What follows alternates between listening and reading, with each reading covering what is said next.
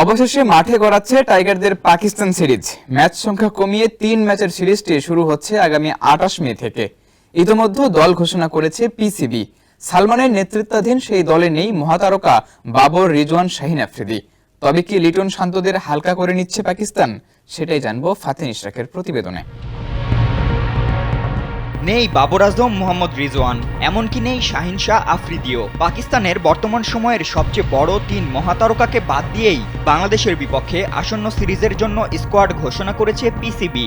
যে কারণে এবার প্রশ্ন উঠেছে, তবে কি টাইগারদের হালকা করে নিচ্ছে পাকিস্তান?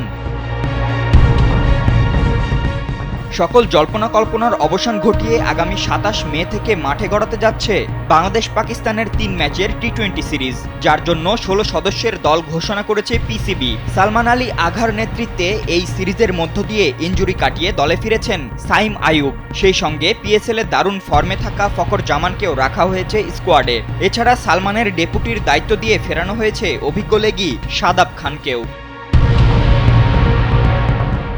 তবে এই দলে বাবর আজম, মোহাম্মদ রিজওয়ান ও শাহিন শাহ আফ্রিদির না থাকা নিয়ে শুরু হয়েছে নানা আলোচনা। কী কারণে তাদের দলে রাখা হয়নি এ নিয়ে নিশ্চিতভাবে কিছু জানা না গেলেও গুঞ্জন উঠেছে টাইগারদের সাম্প্রতিক পারফরম্যান্স আর একদিন আগেই আমিরাতের বিপক্ষে হারের কারণে হয়তো লিটনদের হালকা করেই নিচ্ছে পাকিস্তান।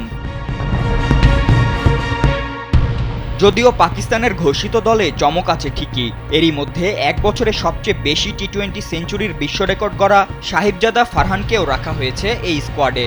সেই সঙ্গে ব্যাটিং ইউনিটে থাকছেন মোহাম্মদ হারিস, খুশদিল শাহদের মতো তারকারা। এছাড়া বোলিংয়ের দায়িত্ব থাকছে নাসিম শাহ, হারিস রউফ, ফাহিম আশরাফদের উপর। গেল সপ্তাহেও এই সিরিজ নিয়ে ছিল ধোঁয়াশা, তবে শেষমেশ সেটি মাঠে গড়াচ্ছে। পিসিবির ওয়েবসাইটের তথ্যানুযায়ী আগামী ২৭ মে থেকে শুরু হচ্ছে এই সিরিজ। যদিও প্রথমে এটি হওয়ার কথা ছিল ৫ ম্যাচের, তবে ভারত পাকিস্তানের মধ্যকার সাম্প্রতিক উত্তেজনার কারণে তা নেমে এসেছে ৩ ম্যাচে। আগামী ২৯ ও ৩১ মে হবে সিরিজের বাকি ২ ম্যাচ। ফাতিন ইশরাক, কালবেলা।